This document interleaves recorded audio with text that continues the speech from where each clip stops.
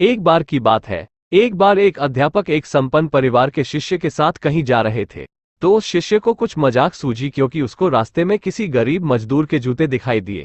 उसने अध्यापक से कहा, गुरुजी अगर हम इन जूतों को छुपा दे तो कितना मजा आएगा, देखते हैं कि मजदूर पर इसका क्या असर पड़ता है। अब उसको तो मजाक सूझ रहा था, लेकिन गुरुजी ने कहा कि नहीं, गरीब इंसान के साथ इस तरह का भद्दा मजाक करना ठीक नहीं है। उसने कहा, क्यों ना हम इन जूतों में कुछ सिक्के डाल दें और देखें कि इसका इस गरीब मजदूर पर क्या प्रभाव पड़ता है।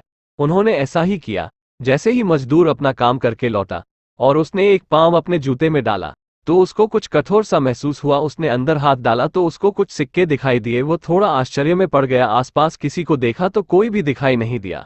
वापस उसने दूसरा पैर अपने जूते में डाला और वापस उसको उसमें कुछ सिक्के दिखाई दिए।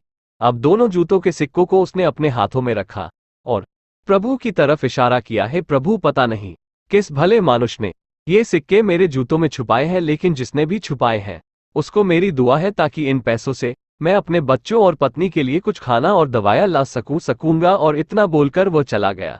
इस बात को शिष्य और अध्यापक दोनों सुन रहे थे। अब अध्यापक ने शिष्य से पूछा कि अब तुम मुझे बताओ कि तुम्हें कैसा महसूस हुआ, तुम्हारी पहले वाली मजाक या मेरा ये तरीका। तो उसने कहा कि गुरुजी, मैं आपसे क्षमा चाहता हूँ।